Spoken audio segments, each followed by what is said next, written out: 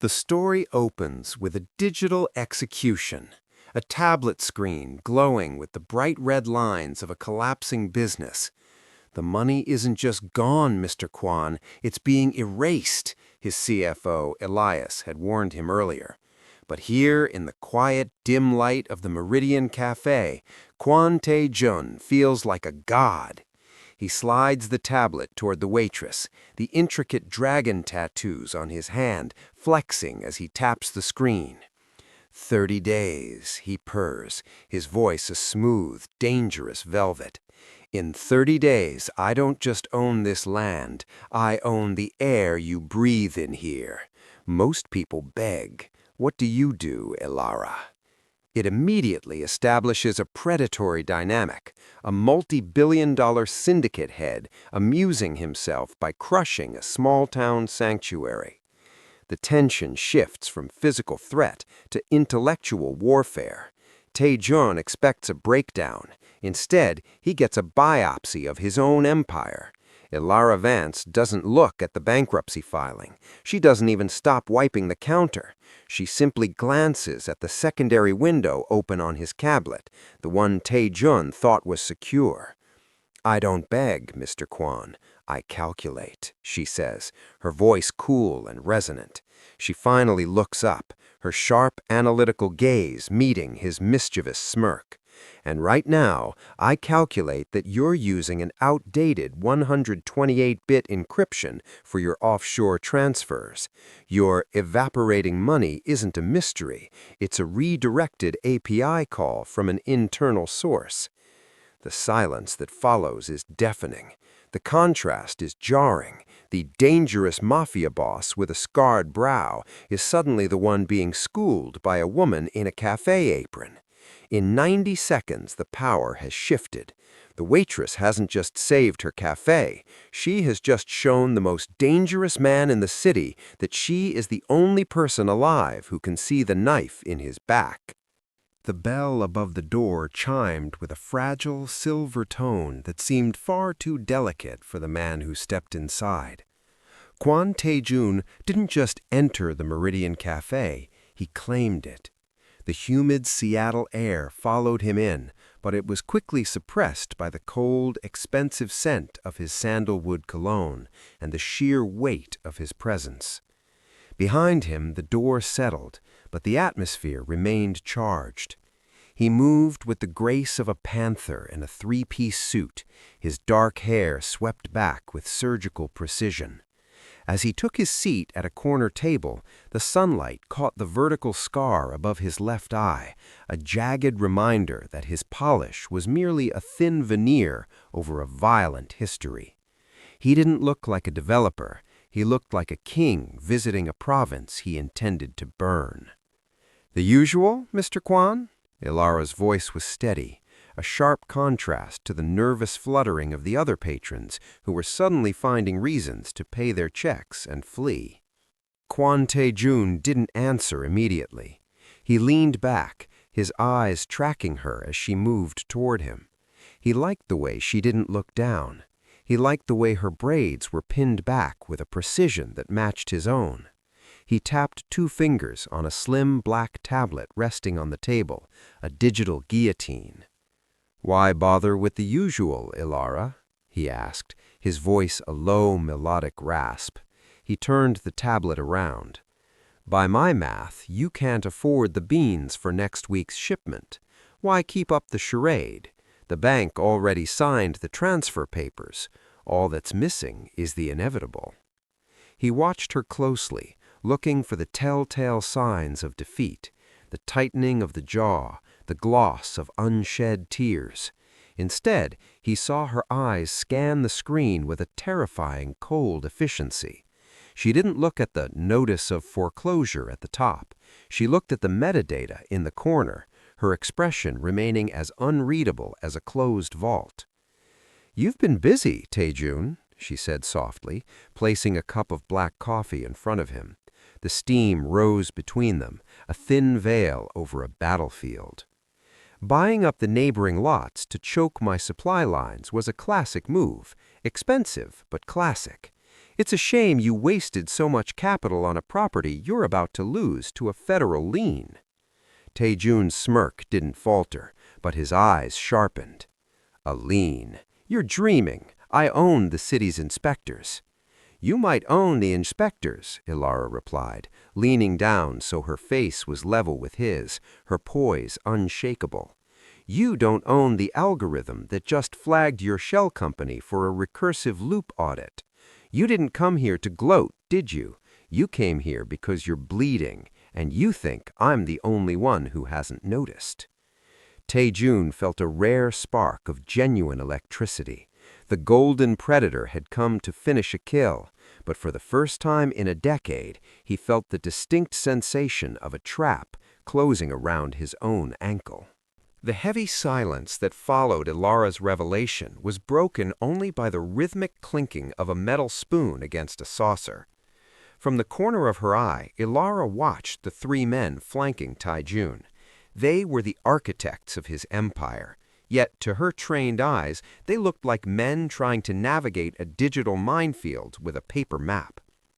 Elias Vane, the CFO, and her brother sat stiffly, his eyes darting toward the tablet. He was sweating, a telltale sign of a man who had spent too many years burying secrets rather than solving them.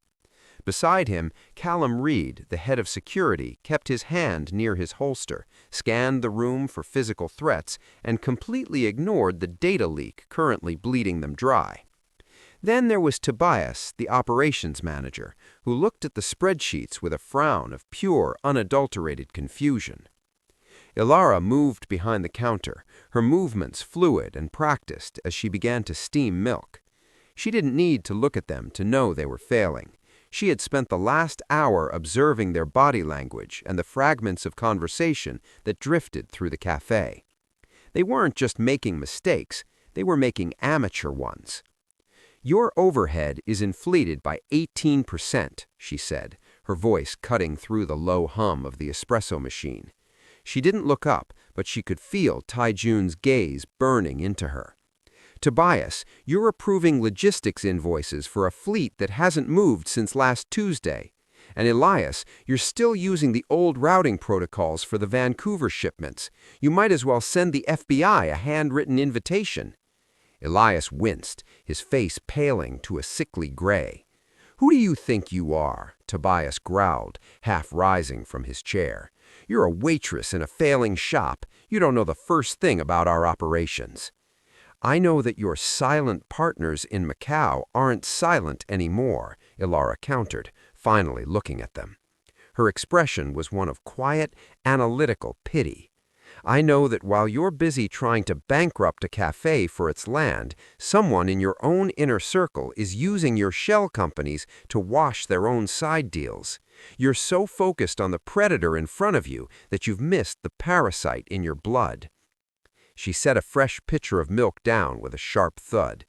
Tae-Jun remained motionless, his mischievous smile replaced by a look of intense, predatory curiosity.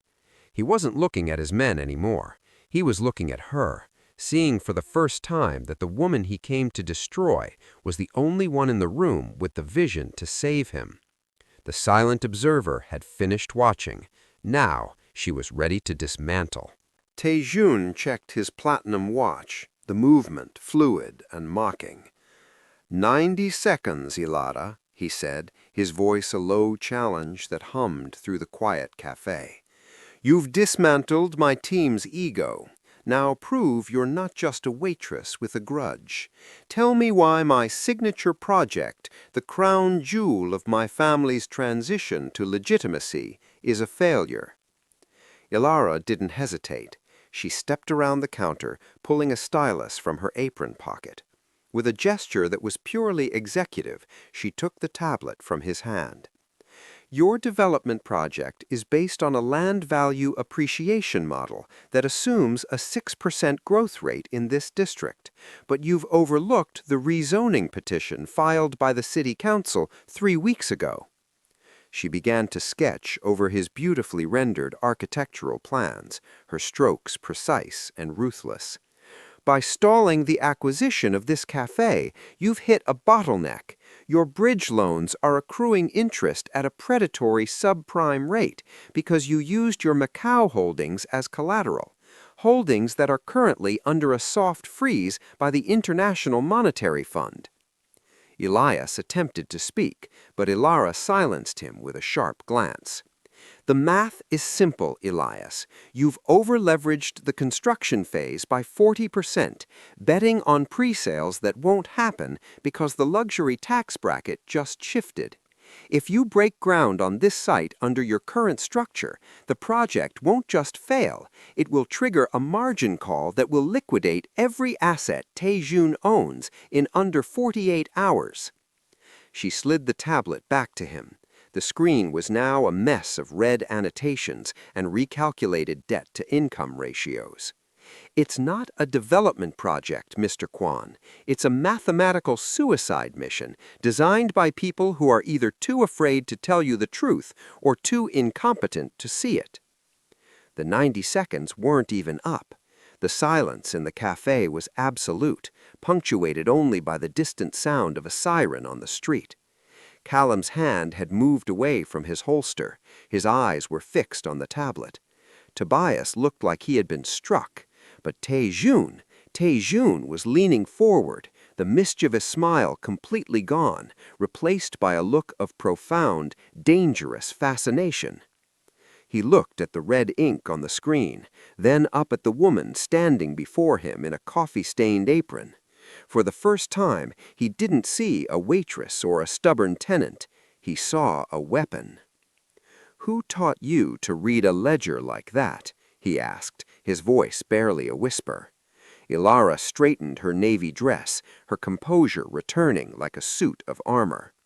"The same person who taught your CFO how to hide his mistakes," she replied coldly.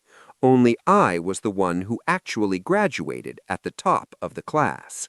Tae-Jun didn't look back as he stepped out of the cafe, but the air inside remained vibrating with the force of Elara's words. He reached his sleek armored sedan and paused, his hand resting on the door handle. The mischievous spark had been replaced by a cold, sharp focus. He turned to Callum, whose face was still a mask of disciplined shock. "Find her," Tae-Jun commanded, his voice barely audible over the Seattle traffic. "I want everything. Bank records, university transcripts, her medical history, and who she talked to 3 years ago. A woman with a mind like that doesn't just end up pouring coffee because she likes the smell of espresso." Callum nodded once, his fingers already flying across a secure handheld device. "On it, boss. I'll run her through the syndicate's deep search database." While Elias and Tobias sat in the back of the car, suffocating in their own silence, Callum spent the next hour peeling back the layers of a ghost. The deeper he dug, the more the digital trail felt like a deliberate maze. Elara Vance hadn't just moved to this neighborhood, she had vanished into it. Finally, an encrypted file from a top-tier Manhattan hedge fund pinged. Callum's eyes widened as the data decrypted. He cleared his throat, leaning forward toward the driver's seat. "Boss, you're going to want to see this. She wasn't just an analyst. She was the analyst. Elara Vance, senior associate at Black Ridge Capital. She was on the fast track to partner before she was accused of a $50 million embezzlement scheme 3 years ago."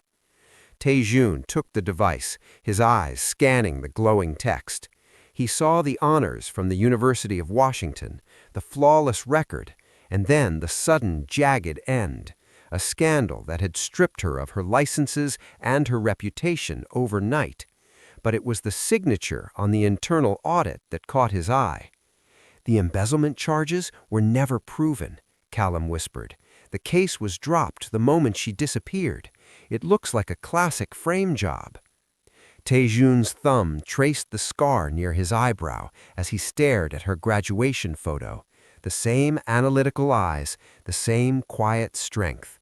She hadn't been hiding from the law. She had been hiding from the people who stole her life. And the most dangerous part of the discovery was the connection Callum found buried in her family records. "There's one more thing," Callum added, his voice dropping an octave. "Her maiden name isn't Vance, it's Vane. She's Elias's younger sister." Tae-Jun's gaze shifted in the rearview mirror, locking on to the terrified eyes of his CFO in the back seat. The golden predator finally understood why the money was evaporating. He wasn't just dealing with a smart waitress. He was caught in the middle of a family blood feud that was systematically dismantling his empire.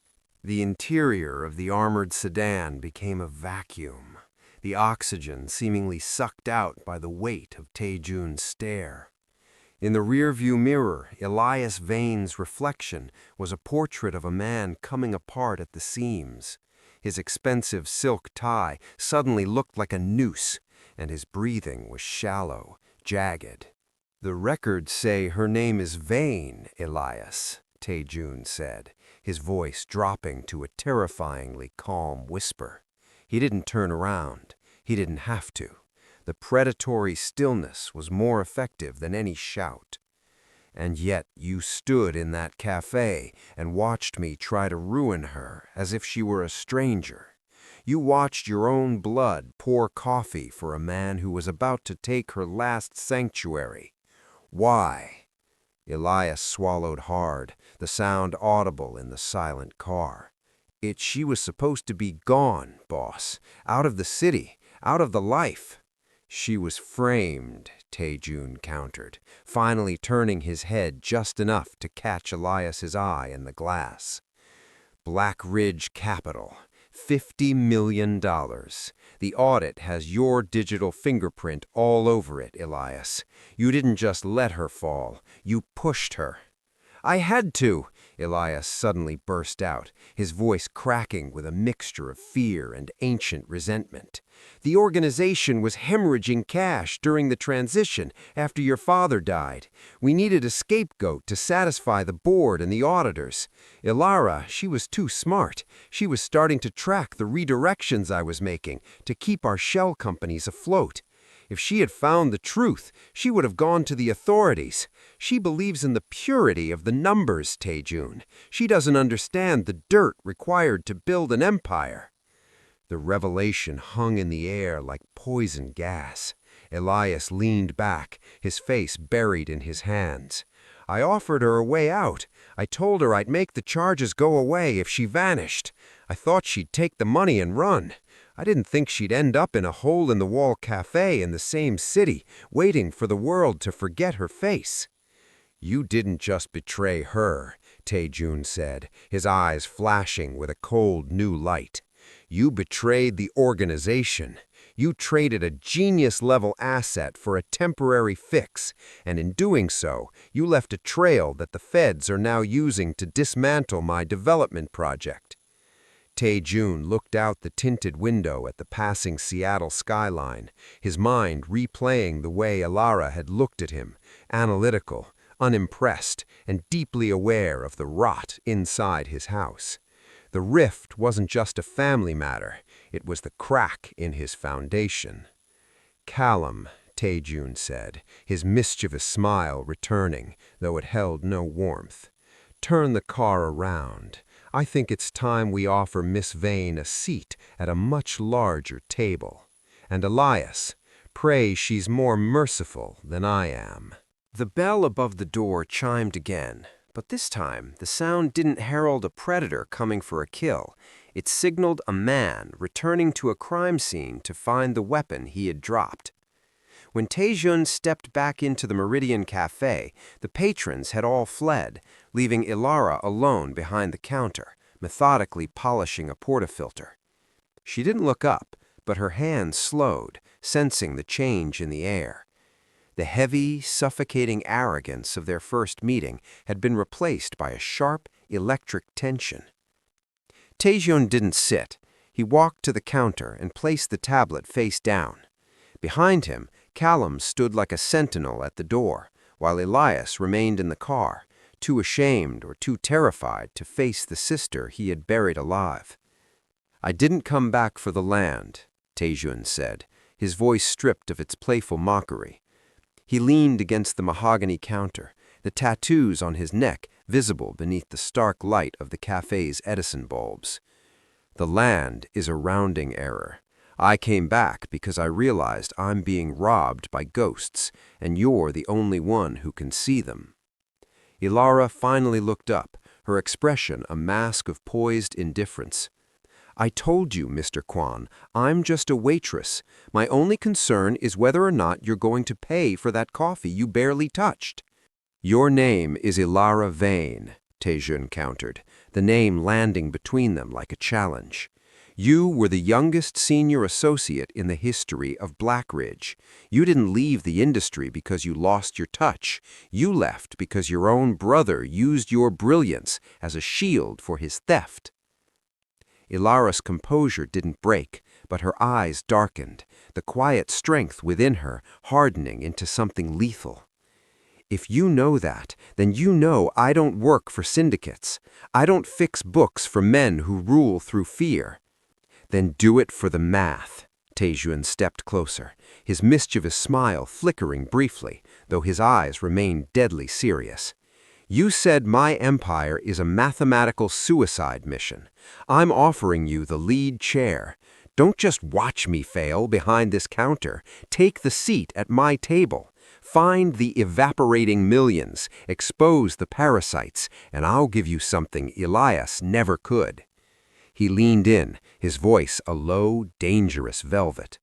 I'll give you your name back. I'll burn the records of that embezzlement charge until there's nothing left but your reputation. You save my legacy, and I'll restore yours. Elara looked at his hand, the ink, the power, the discipline. She looked at the man who had come to ruin her and now was offering her the world. The analytical part of her mind was already calculating the risk, the variables, and the sheer chaotic potential of the alliance. I don't work in the shadows, Tae-Jun, she said, her voice a steady blade. If I find the leak, I cut it out, no matter who it is. I'm counting on it, he replied. The back room of the Meridian Cafe, once a cramped sanctuary for inventory and broken espresso parts, had been transformed into a cold, high-velocity war room. A bank of monitors now hummed against the exposed brick walls, their glow illuminating Elara's face as she moved through layers of encrypted data with the grace of a concert pianist. She had traded her apron for a structured blazer, though her braids remained as sharp and disciplined as her mind. Tae-Jun sat in the corner, a silent, watchful shadow. He watched the way her eyes tracked the cascading numbers, fascinated by the contrast between her stillness and the frantic speed of the algorithms she was deploying.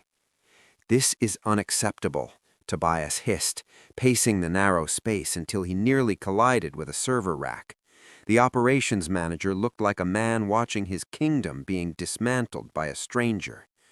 Boss, she's locking out our primary logistics accounts. We have shipments sitting in the harbor that can't move because she's auditing the manifests. This isn't consulting, it's sabotage. Elara didn't look away from the screen. The shipments aren't moving because the port authorities are 3 hours away from a random inspection, Tobias. If those manifests stay in their current state, the cargo will be seized before the sun goes down. I'm not locking you out, I'm insulating you. By whose authority? Tobias growled, stepping toward her desk. Tae-Jun's voice cut through the tension like a piano wire. Mine. He didn't move, but the mischievous tilt of his head vanished, leaving only the predator. She finds the holes, Tobias. You fill them. That was the arrangement. Elara tapped a final key, and a complex web of red lines on the center monitor suddenly turned a surgical, crystalline blue. I've rerouted the bridge loans through a secondary holding in Singapore. The interest bleed has stopped. She finally turned, her gaze meeting Tobias's with a poise that made the veteran operative flinch. And I found the ghost in your logistics, Tobias. Someone has been ghost shipping 3% of your inventory for 16 months. Either you're incompetent or you're the one holding the bag. Tobias went pale, his mouth opening and closing as he looked toward Tae-Jun for support. But Tae-Jun was no longer looking at his manager. He was looking at the screen, then at Elara, a dark, appreciative chuckle vibrating in his chest. 16 months, Tae-Jun mused, standing up and smoothing his tailored suit. He walked over to Elara, his hand resting on the back of her chair, not a gesture of affection, but of a terrifyingly clear alignment. The power dynamic had officially shifted. The cafe was no longer just a business to be bankrupted. It was the nerve center of a revolution, and Elara Vance was the one holding the scalpel. The blue light of the monitors reflected in Elara's eyes, turning her gaze into something cold and metallic. She didn't blink as she isolated a series of microtransactions, each one a tiny drop of blood from the empire's jugular. Tae-Jun stood behind her, his presence a silent weight, his hand hovering near her shoulder, but never touching. He was waiting for a name. The bankruptcy of this cafe wasn't a strategic move for your development project, Tae-Jun, Elara said, her voice dropping to a low, dangerous frequency. It was a diversion. She pulled up a side-by-side comparison of the cafe's debt acquisitions and the internal ledgers of Tae-Jun's primary holding company. The lines moved in perfect, synchronized opposition. Someone didn't want this land for a building. They wanted this specific property because the legal battle for its foreclosure created a black box in your accounting, a blind spot where they could hide a much larger theft. Who? Tae-Jun's voice was like the strike of a flint. Elara's fingers danced across the keys, bypassing a secondary firewall that had been disguised as a standard security update. The signature on the predatory loans was forged using your digital key, but the metadata tells a different story. The packets were sent from a terminal inside your own operations hub, using a login that was supposed to be dormant. She hit the enter key with a final decisive click. A portrait appeared on the center screen, flanked by a log of encrypted messages sent to a rival syndicate. It wasn't Elias. It wasn't the man they had expected. Tobias, Elara whispered, the name hanging in the room like a death sentence. Tobias wasn't just resisting my changes because he was incompetent. He was resisting them because I was cleaning the very books he was using to bleed you dry. He's been using the cafe's bankruptcy as a sinkhole to swallow nearly $12 million in diverted assets. Tae-Jun didn't move, but the mischievous tilt of his head vanished, replaced by a terrifying, absolute stillness. The scar near his eyebrow seemed to pulse in the dim light. He looked at the evidence, the cold, hard honesty of the numbers that Elara had pulled from the wreckage of his trust. 12 million, Tae-Jun mused, his voice a ghost of a whisper. He looked at Elara, seeing not just her brilliance, but the courage it took to hand him the truth when she knew it would lead to blood. You realize what happens now. The moment I walk out of this back room, the honesty you've provided has a price. I know the price of the truth, Mr. Kwon, Elara replied, her posture upright, her eyes refusing to flinch. I've been paying it for 3 years. The question is, are you willing to pay the price to fix it? Tae-Jun straightened his suit, the predator finally fully awakened. Callum, he said toward the door, his voice echoing with a dark, melodic authority. Bring Tobias to the cafe. It's time we discuss his retirement plan. The stillness of the cafe didn't break, it shattered. One moment the air was thick with the silent realization of Tobias's betrayal. The next, the front windows exploded inward in a rain of crystalline shards. The sound was a rhythmic, mechanical stutter, not the messy spray of street thugs, but the disciplined fire of the Russian syndicate. They weren't aiming for Tae-Jun. The tracers were chewing a path directly toward the back room, toward the woman who had just decrypted their illicit payday. Down! Tae-Jun's voice lost its melodic charm, replaced by a roar of pure, commanding iron. Before Elara could process the glass slicing through the air, his weight slammed into her, driving her beneath the heavy mahogany desk. He didn't crouch like a man in fear. He shielded her like a king protecting his most vital asset. Elara pressed her back against the cool wood, her heart a frantic hammer in her chest, but her eyes remained fixed on the monitors. Even as the room shook with the impact of high-caliber rounds, her hands reached up, fingers blind searching for the keyboard to initiate a data lockdown.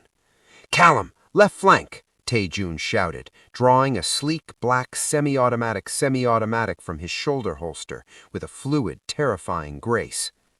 Callum was already a blur of motion. He kicked a heavy oak table on its side, creating a makeshift barricade. "They're not here for a hit, boss. They're here for the drive," he yelled over the thunder of gunfire. "They know she's found the leak." The irony wasn't lost on Elara. An hour ago, these men were the architects of her ruin. Now they were the only thing standing between her and a shallow grave. She watched through the gap in the desk as Tae-Jun rose, his tailored suit jacket flaring like wings. He moved with a lethal, synchronized beauty, returning fire with a precision that turned the cafe's entrance into a kill zone. A flashbang detonated near the counter, white light washing out the room. In the disorienting heat and smoke, Elara felt a hand grip her arm. It wasn't the rough touch of a kidnapper, but Tae-Jun's steady, tattooed hand. He pulled her upright as the smoke began to clear, his face splattered with a drop of crimson, his mischievous smile replaced by something far more ancient and predatory. "Stay behind me," he hissed, his eyes scanning the perimeter for the next wave. "You haven't finished cleaning my books yet, Fane. I'm not letting them take the only person who can see the truth." Elara adjusted her blazer, her poise returning even as the scent of cordite filled her lungs. "Then keep them back," she replied, her voice a steady blade amidst the chaos. "Because I just found where they're broadcasting from. If you give me 3 minutes, I won't just block them, I'll bankrupt them." Tae-Jun let out a short, dark laugh, his thumb tracing the scar over his eye. 3 minutes. Callum, you heard the lady. Give her the world. The smell of ozone and spent brass hung in the air, but Elara's world had narrowed to the flicker of the cursor. Outside the backroom door, the staccato rhythm of Tae-Jun's return fire provided a grim metronome for her work. Her fingers moved with a velocity that transcended muscle memory. She wasn't just typing, she was hunting. "I need your secure hardware token, Tae-Jun," she called out, her voice a steady anchor in the storm of the firefight. Tae-Jun ducked behind the doorframe as a stray round pulverized a nearby shelf of coffee beans. Without looking back, he reached into his vest, pulled a cold, titanium-cased drive, and slid it across the floor. It skidded through the dust and glass, stopping at her feet. "Make it count, Vane!" Elara slammed the drive into the port. For 3 years she had been a ghost, a disgraced name in a dead file. But as she bypassed the final layer of the Russian syndicate's encrypted server, she didn't log in as a waitress. She used the master-level credentials she had secretly retained from her days at Blackridge, the real ID that the financial world thought had been revoked. On the screen, the rival syndicate's offensive began to stall. She didn't just block their firewalls, she inverted them. She traced the digital signature of the attackers back to their primary offshore clearinghouse. "They're using the Volkov Group's main hub," Elara muttered, her eyes reflecting a cascade of falling code. "They think they're anonymous." With a series of precise, surgical keystrokes, she initiated a poison pill protocol. To the global banking network, she made the Russian assets appear linked to high-level terrorism financing. One by one, the accounts on her monitor turned from green to a frozen, icy gray. Tens of millions of dollars vanished into a federal deep freeze. Suddenly, the gunfire outside stopped. The silence was jarring. "Boss!" Callum's voice echoed from the front of the cafe. "They're retreating. Their comms just went dark and their vehicles are pulling back." Tae-Jun stepped into the back room, his chest heaving, his suit jacket ruined. He looked at the monitors, where the words "assets frozen" pulsed in a steady, rhythmic glow. He looked at Elara, who sat amidst the wreckage of her cafe, her poise entirely unshaken despite the sweat on her brow. I didn't just stop the attack, Tae-Jun realized, a look of profound, dark wonder crossing his face. You decapitated their entire financial structure. I decided to take their empire. Now, Mr. Kwon, the digital world knows exactly who I am, and they know I'm working for you. Tae-Jun leaned against the desk, the mischievous smile returning to his lips, though it was now tempered with lethal respect. Then I suppose we should give them something to really talk about. The Meridian Cafe was no longer a battlefield of shattered glass and cordite. It had become a cathedral of cold, calculated rebirth. Within 48 hours, the front windows had been replaced with reinforced, polarized glass, and the smell of burnt espresso had been scrubbed away by a professional cleaning crew that worked with the silent efficiency of a tactical unit. But the most significant change wasn't the decor, it was the woman standing in the center of the room. Elara had discarded the coffee-stained apron for good. She wore a tailored charcoal gray power suit that complemented her radiant complexion, her hair pulled back into a bun so tight and precise it looked sculpted.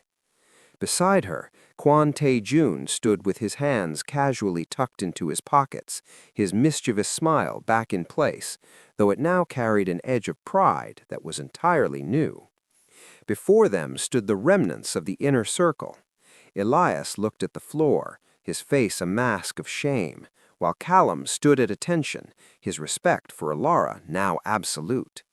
In the center of the room, a new legal document lay on the mahogany counter, not a bankruptcy filing, but a corporate charter. "The Meridian Group," Tae-Jun announced, his voice echoing with the authority of a man who had just survived a coup. "A legitimate holding company that will oversee all future development, logistics, and international trade. No more shell companies, no more ghosts." He turned to Elara, gesturing toward the seat at the head of the table they had brought into the cafe's main floor. "And as of this morning, the board has a new chairperson and CEO. She has the power to fire, to hire, and to audit every cent that moves through this family." The silence was heavy as Elara stepped forward. She didn't look for approval, she simply took the pen. "The cafe stays," she said, her voice a calm, resonant blade. "It will serve as the headquarters until the new tower is completed. It will be a reminder that you can't build a skyscraper on a foundation of lies." She signed her name, Elara Vance, with a flourish that signaled the end of her exile. Tae-Jun watched her, the tattooed dragon on his hand catching the light as he reached out to shake her hand. The golden predator had found his match.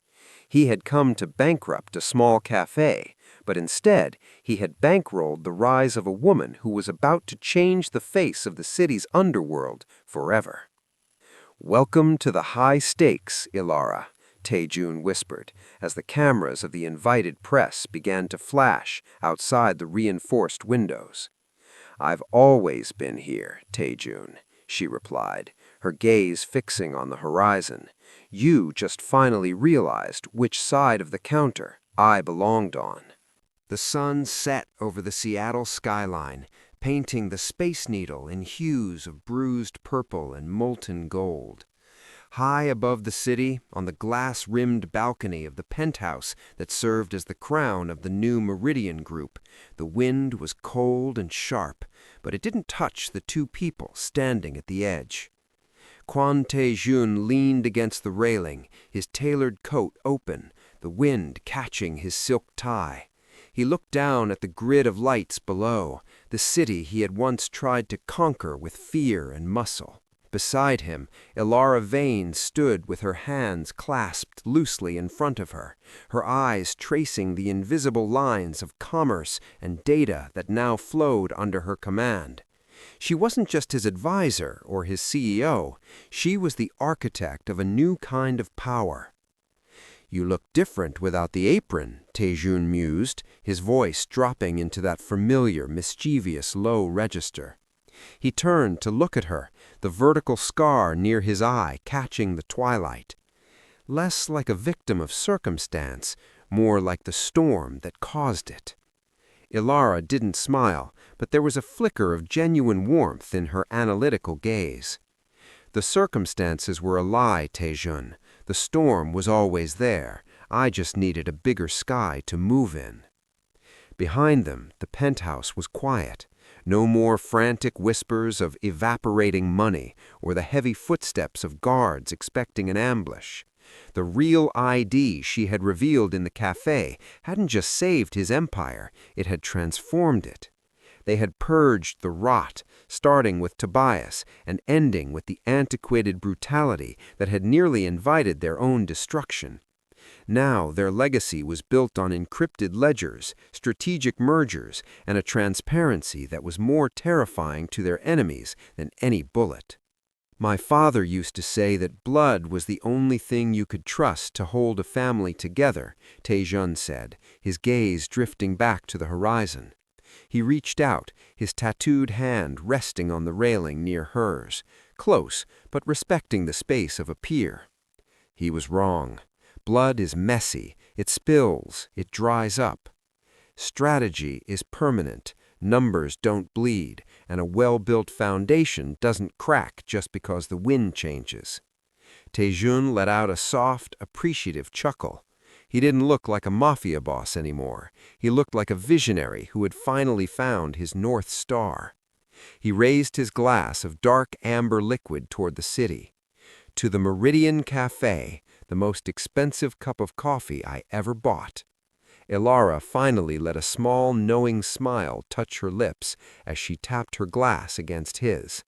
And the best investment you ever made.